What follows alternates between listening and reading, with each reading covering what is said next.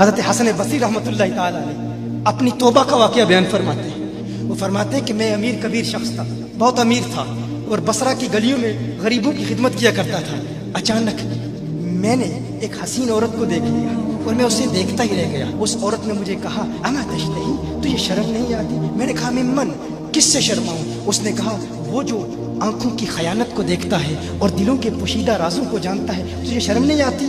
تجھے حیا نہیں آتی؟ کہا اس کا جملہ تو بہت بڑا تھا۔ حسن بصری اپنی توبہ کا واقعہ بیان فرما رہے ہیں۔ فرمایا اس کا جملہ تو بہت بڑا تھا، لیکن وہ اتنی حسین تھی، ایسی خوبصورت تھی، میں پھر بھی مسلسل اسے دیکھتا رہا اور دیکھتا ہی رہ گیا۔ اور پھر آخر اس نے کہا کیوں بار بار مجھے دیکھتا ہے؟ میں نے اس عورت کو کہا کہ تیری آنکھیں اتنی خوبصورت ہیں کہ تیری جھیل جیسی آنکھوں میں ڈوبنے کا جی چاہتا ہے۔ اس عورت نے کہا اچھا تو ایسی بات کرتا ہے، تو یہاں انتظار کر۔ وہ عورت اپنے گھر میں چلی جاتی ہے۔ تھوڑی دیر کے بعد کہا میں انتظار کر رہا تھا۔ تھوڑی دیر کے بعد اس کی خادمہ آتی ہے، اس کے ہاتھ میں ایک تشت ہے اور اس تشت کے اندر اس پر ایک کپڑا ہے۔ کہا میں نے کپڑا اٹھایا تو اس میں اس کی 2 آنکھیں تھیں۔ اس نے اپنی 2 آنکھیں نکال کے اپنی خادمہ کو دے دی کہ اس کی وجہ سے اس کا دل دین سے دور ہوا ہے، مجھے یہ آنکھیں نہیں چاہیے۔ کہا اس پر ایک کاغذ تھا، کاغذ پر لکھا ہوا تھا مجھے ایسی آنکھوں کی ضرورت ہی نہیں جس سے ایک مرد فتنے میں مبتلا ہو جائے۔ میری بہنیں جو اس گفتگو کو سن رہی ہیں، ان کی بارگاہ میں بھی عرض ہے، وہ بہنیں جو گھنٹوں آئینے کے سامنے کھڑی رہتی ہیں فقط اس نیت سے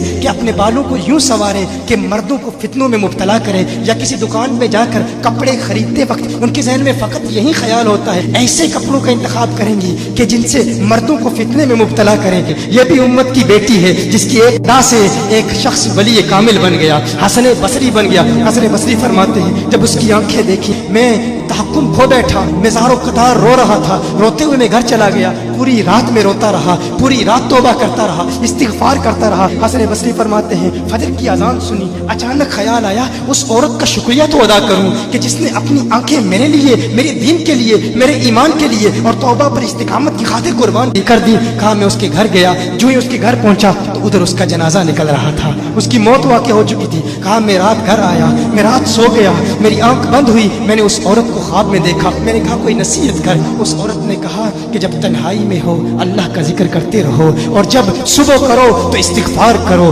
شام کے وقت استغفار پڑھو۔ کہا میں نے اس وقت توبہ کر لی، ایک عورت میری توبہ کا سبب بنی، ایک عورت کی وجہ سے مجھے توبہ پر استقامت ملی۔ یہی حسن بصری پھر وہ واقعہ بھی آتا ہے، وہ دور بھی آتا ہے، ان کا ڈر کتنا ہے، ان کا تقوی کتنا ہے، پرہیزگاری کتنی ہے۔ یہی حسن بصری ایک دن ایک شخص نے حسن بصری رضی اللہ تعالی توبہ کا سبب بنی، ایک عورت کی وجہ سے مجھے توبہ پر استقامت ملی۔ یہی حسن بصری پھر وہ واقعہ بھی آتا ہے، وہ دور بھی آتا ہے، ان کا ڈر کتنا ہے، ان کا تقوی کتنا ہے، پرہیزگاری کتنی ہے۔ یہی حسن بصری ایک دن ایک شخص نے حسن بصری رضی اللہ تعالی عنہ سے کہا ہے حسن بصری کیا آپ جانتے ہیں کہ جہنم سے جو شخص سب سے آخر میں جہنم سے نکالا جائے گا اور پھر یا حنانو یا منانو پڑھتا ہوا جہنم سے باہر نکلے گا؟ حسن بصری فرماتے ہیں کاش میں وہ شخص ہوتا، کاش میں وہ شخص ہوتا۔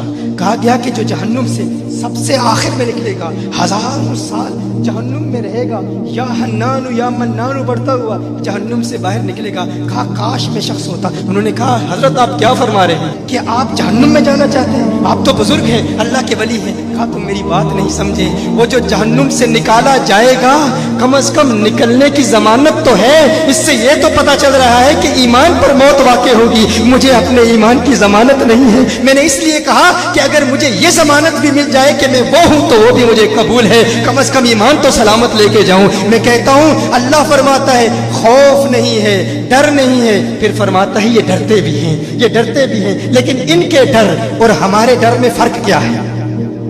ان کے ڈر اور ہمارے ڈر میں فرق کیا ہے؟ وہ ایک سے ڈرتے ہیں، کسی دوسرے سے نہیں ڈرتے۔ فرق کیا ہے؟ وہ ایک سے ڈرتے ہیں، ایک سے ڈرتے ہیں، کسی دوسرے سے نہیں ڈرتے۔